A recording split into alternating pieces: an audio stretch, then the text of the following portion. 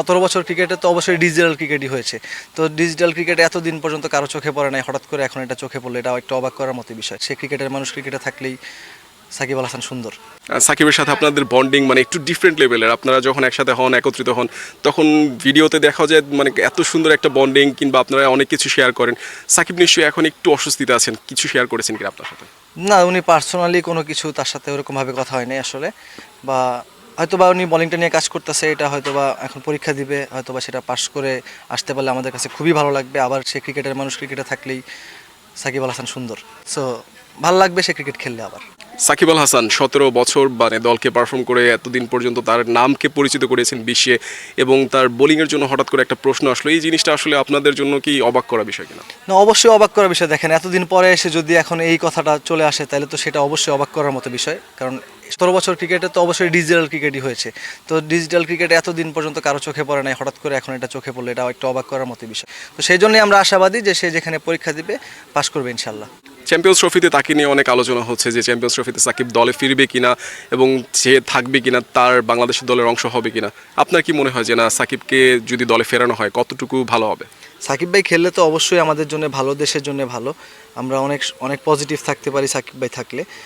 But এখন এই কলটা হচ্ছে সাকিব ভাই, ক্রিকেট বোর্ড এবং সিলেকশন প্যানেল। সো তারা যেভাবে করে চিন্তা করবে সেটাই ফাইনালি হয়তো আমরা সামনে দেখতে পারবো। বাট এটা নিয়ে পার্সোনালি সে খেলতে পারলে আমার কাছে ভালো লাগবে।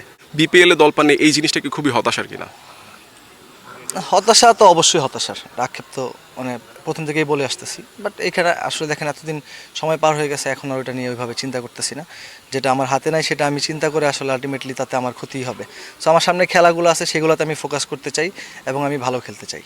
লঙ্কা টি10-এর সুযোগ পেয়েছিলেন, বাংলা টাইগার্সের হয়ে খেলেছেন এবং চ্যাম্পিয়ন হয়েছে দল।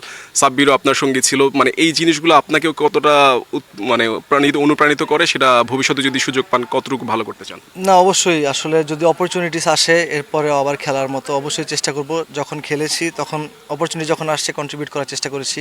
টিমও জিতেছে, চ্যাম্পিয়নও হয়েছে, সব কিছু মিলিয়ে ভালো একটা ফিলিংস। এবং সব কিছু মিলিয়ে অবশ্যই আমরা চেষ্টা করব যে এরপর যদি কোনো অপরচুনিটি আসে সেটা ভালো করার। ডিপি মানে আপনি সুযোগ পেয়েছেন, এক ম্যাচে কিন্তু পার্থক্য করে দিয়েছেন। মনে হচ্ছে যে এনসিএল এ শুধুমাত্র আপনার পারফরমেন্সটাই আজকে নজর কাড়া ছিল। কেমন লাগছে? ভালো, খুবই ভালো লাগছে যে টিম ফাইনালে গিয়েছে।